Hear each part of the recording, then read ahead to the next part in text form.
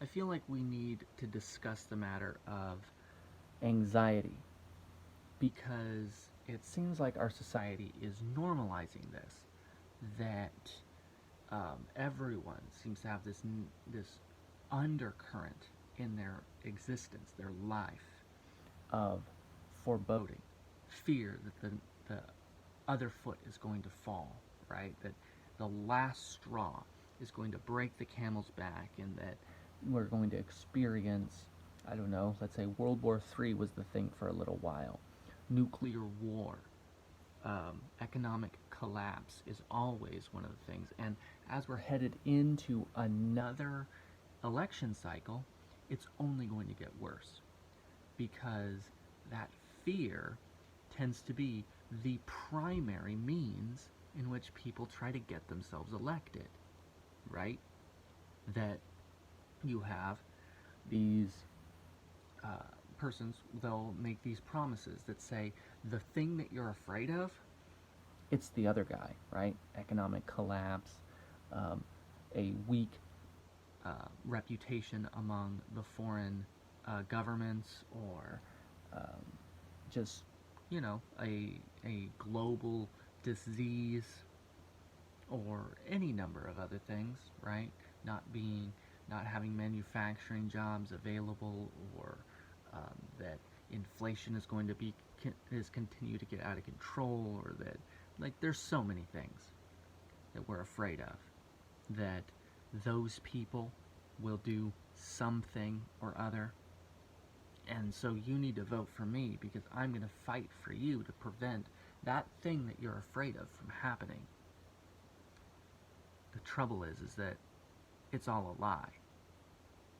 And we know that it's a lie. In fact, there's the old thing, right? Some fairy tales begin when I am elected, right? So I feel like what we need to do, what we need to discuss, is the matter of this anxiety, this fear, this undercurrent of foreboding, and that it will manifest in one of three ways. Number one, it's guaranteed. It will happen. There's no way to prevent it. And therefore, the very thing that you're most afraid of, it has a definite, refined, guaranteed date in which it will happen, and there's no way to prevent it. There's that possibility. The second is that it will happen, but it will not be that bad. It won't have the effects, the long-standing effects, or even the acute effects that you're so afraid of, that you will survive it.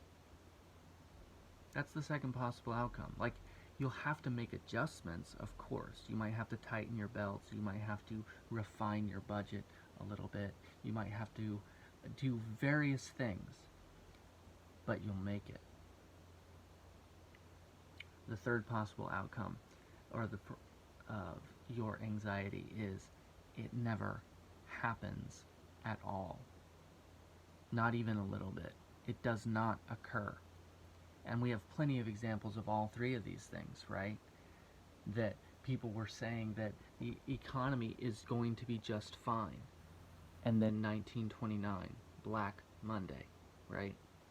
And then the Dust Bowl. And like, there's various instances where things have happened that have caused the end of life, that have caused economic struggle, that have happened, and no amount of stockpiling ammunition and no amount of hoarding canned goods or toilet paper will fix it.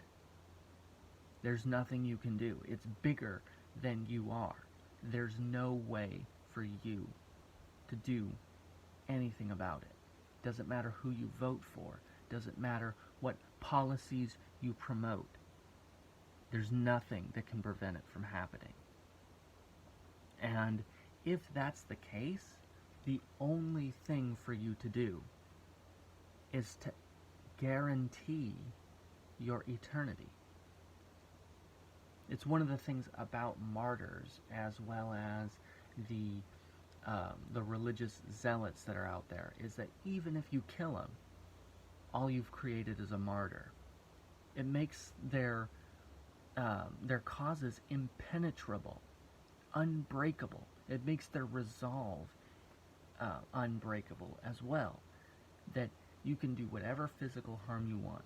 You can do whatever economic harm you want. You can do whatever emotional or spiritual attacks, whatever you want to do to them, doesn't matter. They will survive. And if they don't, they're okay with that too.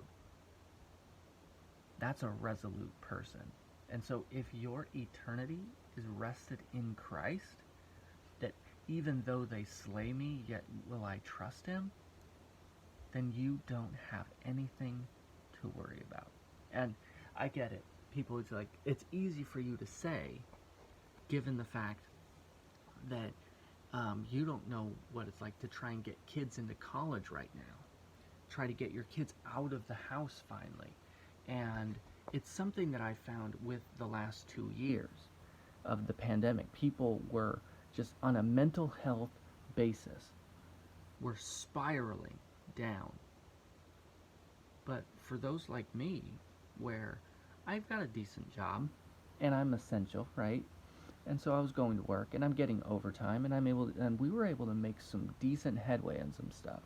And then additionally, brought my daughter into the world, and 15 months ago, 16 months ago, whatever it is that she is now, emerging research is showing that children that were born during and that were raised the formative years of their life through that pandemic, they're smarter, intellectually, they're sharper, they have better emotional health because of the fact that they were parented by both parents in the home during that time.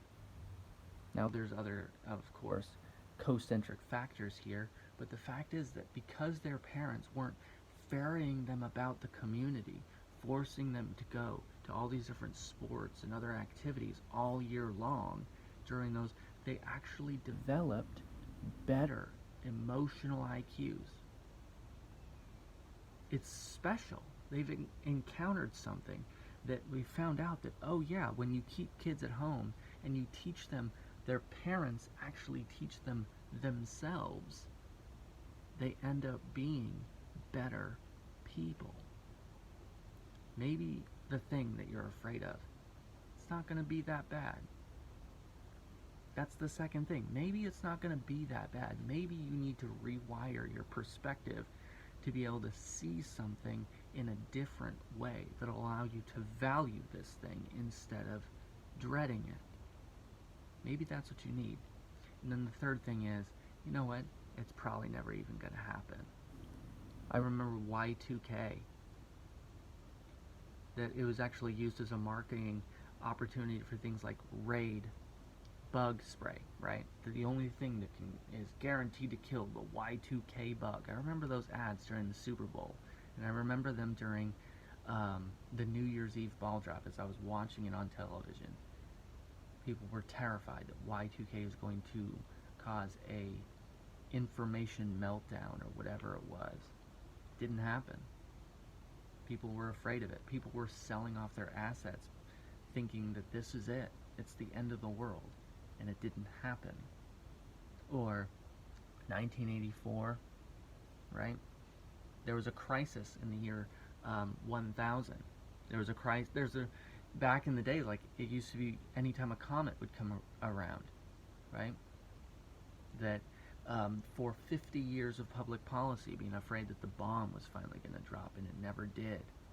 How many of these things that you're afraid of now, you're anxious about, that you're staying up about, that you are losing sleep over, they're never going to happen.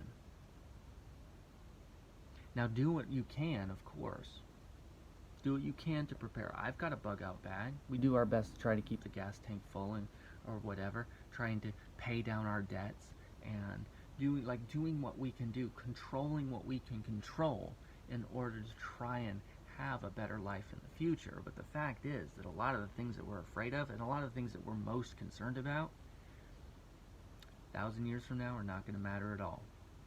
100 years from now, 10 years from now, 1 year from now are not going to matter at all. So there's a little bit of a perspective thing here.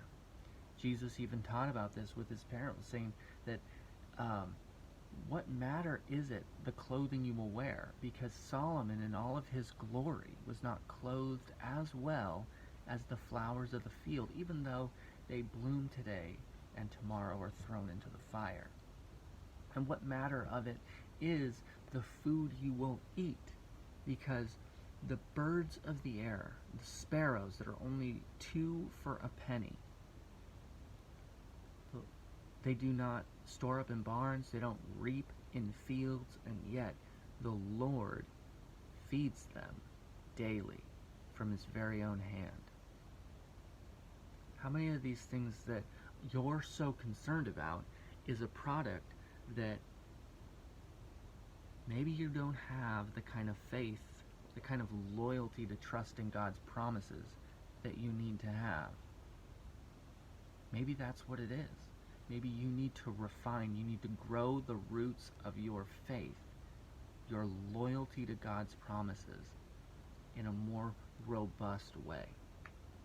Maybe all of this stuff is coming along so that literally we can cut back the foliage around people's lives, getting down to the stalks so that more root can form. Maybe that's what we're dealing with. But either way, remember, there's only 3 possible outcomes. It's not going to happen. Well, if it does, maybe it won't be that bad. And if it is truly that bad, there's nothing you can do about it anyway.